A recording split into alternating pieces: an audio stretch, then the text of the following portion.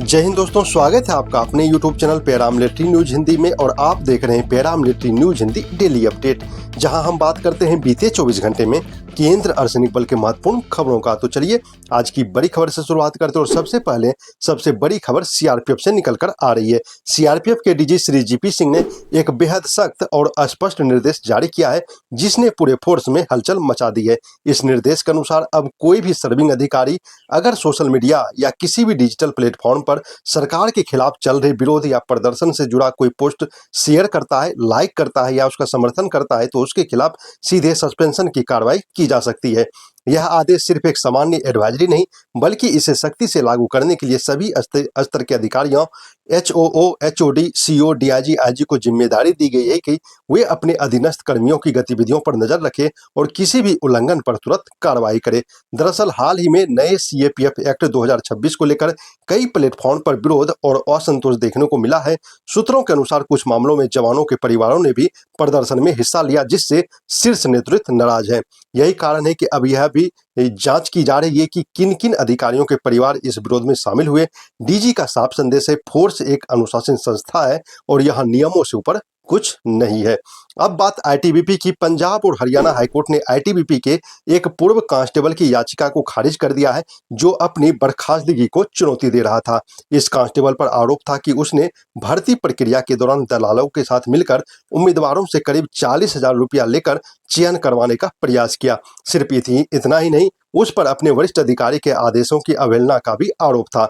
उसे जिस ड्यूटी पर लगाया गया था, उसे छोड़कर उसने बिना अनुमति के परीक्षा में इनविजिलेटर की भूमिका निभाई। कोर्ट ने अपने फैसले में साफ कहा कि आरोप स्पष्ट और ठोस थे। आरोपी ने खुद अपने बयान में इसे स्वीकार किया और पूरी अनुशासनात्मक प्रक्रिया आईटीबीपी एक्ट के तहत सही तरीके से की गई। कांस्टेबल ने यह भी तर्क दिया था कि उसके खिलाफ कार्रवाई जल्दबाजी में और बिना उचित प्रक्रिया के की गई, लेकिन कोर्ट ने इसे खारिज करते हुए कहा कि केवल तेज प्रक्रिया का मतलब यह नहीं कि न्याय नहीं हुआ है। अंत में कोर्ट ने उसकी बर्खास्तगी को सही ठहराया और उसकी याचिका पूरी तरह खारिज कर दी। अब बात करते हैं छत्तीसगढ़ की। छत्तीसगढ़ सरकार ने एक बड़ा और रणनीतिक फैसला लिया है। राज्य में राज्य औद्योगिक सुरक्षा बल का गठन किया गया है।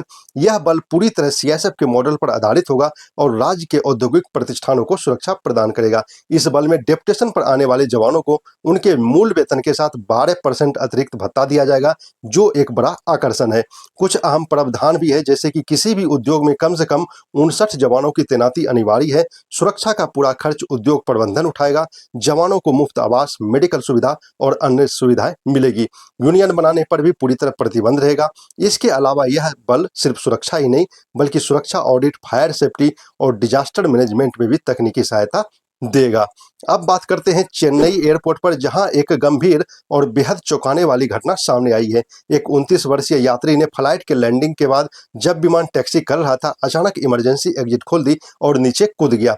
इस घटना के कारण पूरे रनवे को करीब 1 घंटे के लिए बंद करना पड़ा, जिससे कई फ्लाइट डाइवर्ट और लेट हो गए। सीएसएफ के जवानों ने तुरंत कार्रवाई करते हुए उस यात्री का पीछा किया और उसे पकड़ लिया। पूछताछ में उसने बताया कि उसे घबराहट और उल्टी जैसा महसूस हो रहा था, इसलिए उसने ऐसा कदम उठाया। फिलहाल उसके खिलाफ एयरक्राफ्ट एक्ट के तहत केस दर्ज करने की प्रक्रिया चल रही है। अब एक फायरिंग की घटना की खबर आ रही है हरियाणा से। हरियाणा में जमीन विवाद को लेकर एक रिटायर्ड सीआरपीएफ जवान पर जानलेवा हमला किया गया। जवान के अनुसार कुछ लोग लगातार उस पर केस वापस लेने का दबाव बना रहे थे। मना करने पर पहले धमकी दी गई, फिर देर रात घर पर आकर फायरिंग की गई। हमले में जवान बाल बाल बच गए, क्योंकि गोली दरवाजे में जा लगी। आरोपियों के खिलाफ एफआईआर दर्ज कर ली गई और पुलिस मामले की जांच कर रही है। अंत में एक दुखद खबर सीआरपीएफ से। जम्मू कश्मीर के त्राल इलाके में स्थित सीआरपीएफ कैंप में एक दुखद घटना सामने आई है। एक जवान ने अपनी सर्विस राइफल से खुद को गोली मार ली। उसे तुरंत अस्पताल ले जाया गया, लेकिन डॉक्टर ने मृत घोषित कर दिया। इस घटना ने एक बार फिर फोर्स के अंदर बढ़ते तनाव और मानसिक दबाव के मुद्दे को सामने ला दिया है। फिलहाल पुलिस ने मामला दर्ज कर जांच शुरू कर दी है। तो दोस्तों, ये थी केंद्र अर्धसैनिक बल से जुड़ी हुई महत्वपूर्ण खबरें। इसी तरह की खबरें तथा अन्य अपडेट के लिए आप हमारे चैनल को सब्सक्राइब जरूर करें। जय हिंद।